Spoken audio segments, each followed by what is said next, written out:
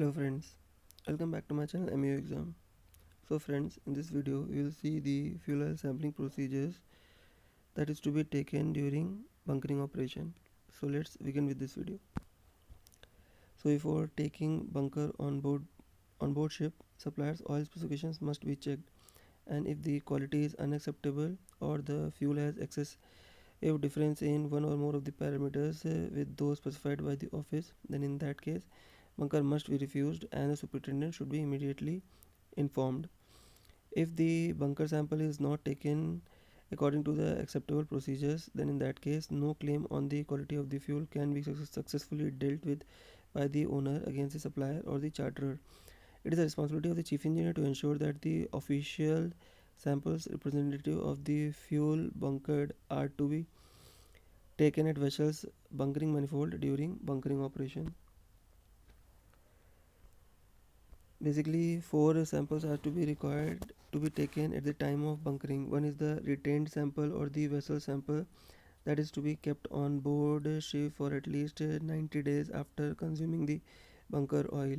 Then the supplier's sample, then the sample for the a lab for the analysis, and the MARPOL sample which is to be taken as per regulation 14 and 18 of Annex 6 of MARPOL 73/78, and this should be kept on board for a period of not less than 12 months from the time of delivery.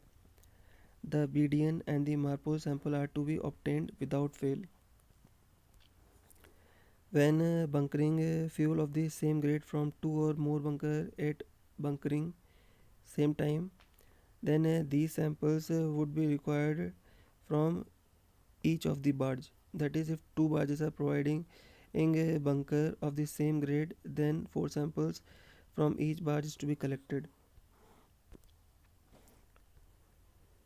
The BDN provided by the supplier should be in accordance with the Annex 6 of MARPOL 73/78, and it should have the required following information: name, like the name and the IMO number of the receiving ship, the port of bunkering, then a date and the time of commencement and finish of the bunker delivery, then name, address and telephone number of the marine fuel oil supplier, then product name, quantity in metric ton, density, then sulfur content, then declaration by appending signature of the supplier that the fuel oil supplied conforms to the regulation 14 and 18 of MARPOL Annex 6. If the VDN does not contain all of the required information, a letter of protest should be issued. Ship should store the VDN for a period of 3 years since the date of supply, with all of the above items clearly stated, and it should be available for the inspection easily. So friends, this is the copy of VDN for one of the vessels. So you can pause the video over here and you can have a look on this VDN note. At pre-bunkering meeting, the supplier is invited to accept ship's MARPOL sample as the official MARPOL sample. The supplier is invited to witness sampling and sealing of the sample bottles and sign request to witness sampling form. So basically, this form is there on board ship. Sorry, this form is there, request to witness sampling form. So the supplier has to witness the sampling and sealing of the sample bottles and then sign this form. And if the supplier declines that, then in that case letter of protest should be issued. If this is not possible, then vessel can accept the MARPOL sample provided by the supplier.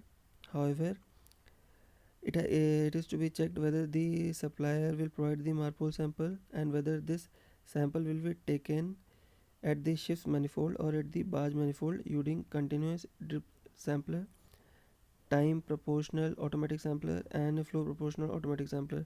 So basically these are the approved method for the collecting MARPOL samples.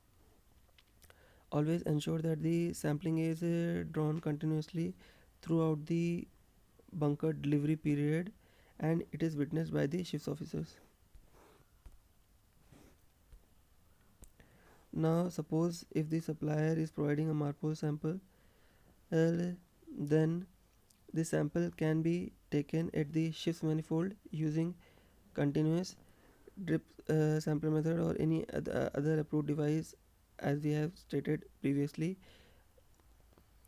or the supplier may not accept this as a MARPOL sample or may not provide any MARPOL sample. Then in that case, if the MARPOL sample is connected at ship's manifold by the supplier, then the supplier's sample can be accepted as MARPOL sample, and ship staff need not to prepare additional MARPOL sample.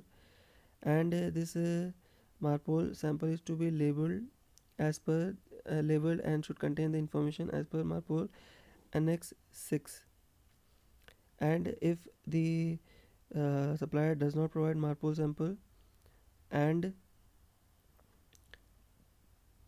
or the MARPOL sample is not taken as per the MARPOL Annex 6, then a letter of protest should be issued to the supplier, and in that case the ship's MARPOL sample should be considered as official MARPOL sample, and this thing is to be immediately informed to the office, and in this case a letter of protest should also be issued.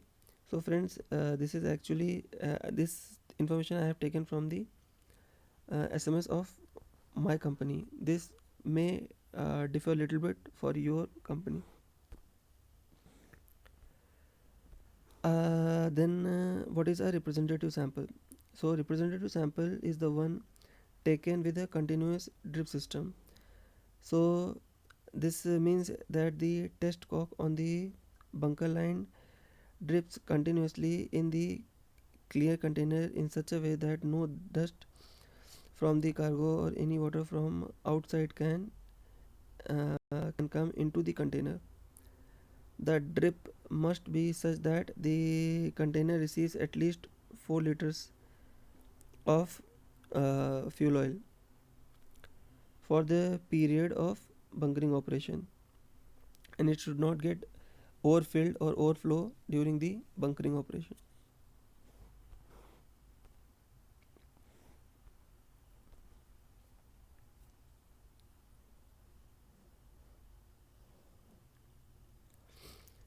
The as previously agreed upon at pre-bunkering meeting, take representative fuel sample using a clean cubitainer having sufficient capacity to provide at least 4 samples. So as we have already seen that this cubitainer should have capacity to contain at least 4 liters of sample, so that 4 liters of 4 bottles of each 750 ml can be filled. So each bottle is partially filled at a time and shaken well uh, to mix the fuel oil which is collected during whole operation of the bunkering. Basically, 3 fuel oil samples are collected, and one MARPOL sample bottle is filled. Then these bottles are sealed and labels signed jointly by the supplier and by the chief engineer.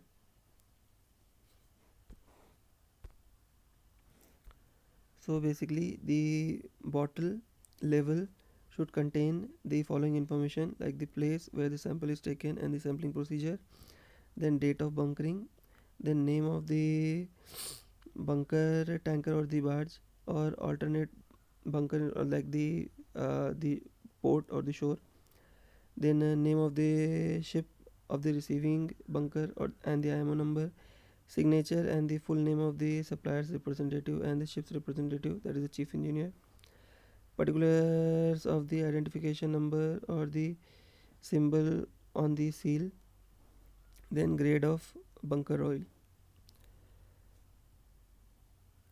One bottle is offered to the supplier, one bottle is retained, then one bottle is forward for the lab for the analysis, and one bottle is retained as a MARPOL sample as per Annex 6.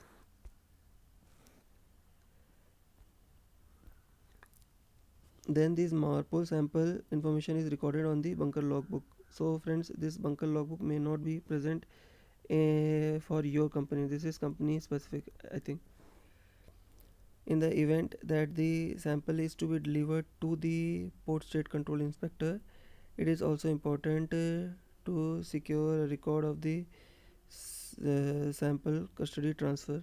So friends, sometime the port state control may come on board and ask for the sample to be taken ashore for the testing purpose. So in that case, if the sample is to be passed on or transferred to the port state, in that case the transfer should be recorded in the logbook with the VDN with a specific reference to the sample level details and the seal number, the port, date and time of handover of the sample, the identity of the person to whom the sample was landed together with the name, signature and the authority stamp, and the contact details of those who will hold the sample. So these all information is to be recorded if the port state controls take the sample bottle from the ship.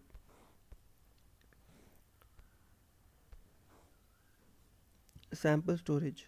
So basically the sample which is the samples which is taken for the vessel sample and the MARPOL sample, the samples are to be kept in a safe storage place outside accommodation, free from heat, probably at a normal room temperature, not exceeding not exposed to sunlight. On tankers, these samples are placed on the paint locker. Sample are to be jointly sealed, identified and signed by the chief engineer and the supplier. In extreme circumstances where the supplier representative refuses to accept or sign representative sample, a letter of protest should be issued to the supplier and immediately office should be informed about this. When a new bunker are taken on board, we should use that after this analysis report is published by the lab or sent by the lab to the ship, then at least the fuel is to be used for 5 days to see if a newly received fuel oil is good or bad. A close monitoring of the purifier would give good indication of the quality of the fuel oil. So this is all about sampling procedures for the fuel oil during bunkering operations. Hope you have learned something and enjoyed the video. Till then, take care, have fun.